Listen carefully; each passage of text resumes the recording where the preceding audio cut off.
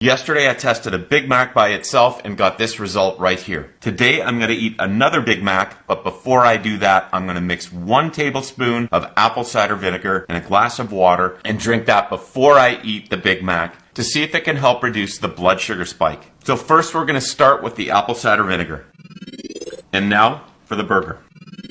Alright, it's been just over a couple of hours since I've had the Big Mac with the apple cider vinegar. Before we look at those results, let's look at yesterday's results with the Big Mac by itself. And you can see that I had a blood sugar spike of 31 milligrams here. That's our benchmark.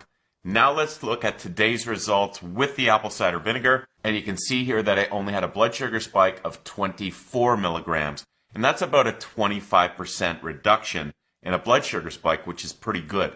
So again, the apple cider vinegar is proving to be a really good way to minimize a blood sugar spike for me. Stay tuned for tomorrow. I'll be testing apple cider vinegar capsules. And then the following day, I'm going to do apple cider vinegar gummies. I want to see which of these is the best at reducing my blood sugar spike.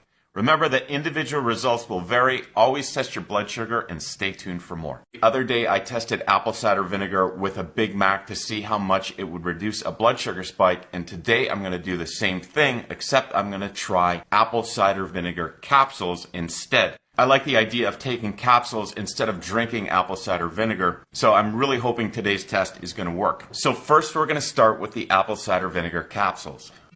And now I'm going to wait about 10 minutes for the capsules to dissolve. Okay, so now it's time for the Big Mac.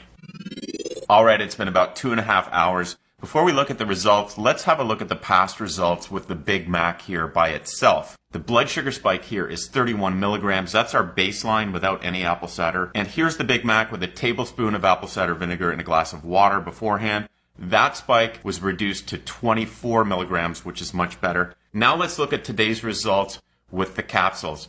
And you can see right here that there's still a reduction. It went up only 26 milligrams, which still is pretty good.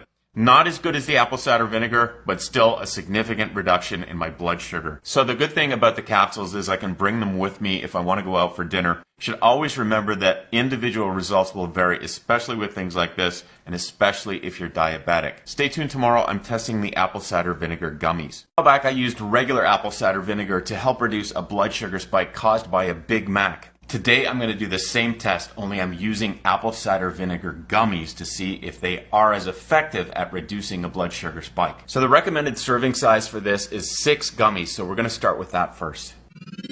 Wow, I must say those are very sweet. And now it's time for the Big Mac. Okay, it's been over 2 hours. Before we look at the results, let's have a look at the past results with the Big Mac alone. This is without any apple cider vinegar. You can see my baseline blood sugar spike here was 31 milligrams. Now let's go to the apple cider vinegar. This is the liquid apple cider vinegar in a glass of water. And you can see I had a great reduction here. The blood sugar spike only went up by 24 milligrams. That's a great result. Now let's have a look at today's results with the apple cider vinegar gummies. And you can see that I had a really high reaction here. This is a spike of 44 milligrams, and this is actually 13 milligrams higher than the Big Mac by itself. So it's clear that the apple cider vinegar gummies do not work for me. I think the main culprit here is all the sugar that's found in this brand of apple cider vinegar gummies. Remember to talk to your doctor if you're on medications or if you have any health conditions before you start taking apple cider vinegar, and that individual results will vary. Stay tuned for more content. Previously, I tested pizza by itself and pizza with a salad beforehand. And today I'm going to test apple cider vinegar to see if it's going to reduce a blood sugar spike. To do this, I'm going to take 1 tablespoon of apple cider vinegar mixed with 8 ounces of water. I'm going to drink the vinegar water first, and then I'm going to eat the pizza. I've done the apple cider vinegar test before, and it had some pretty good results. So I'm hoping today is going to be the same. Okay, now it's time for the pizza. Alright, it's been a few hours. Let's have a look at the previous results first.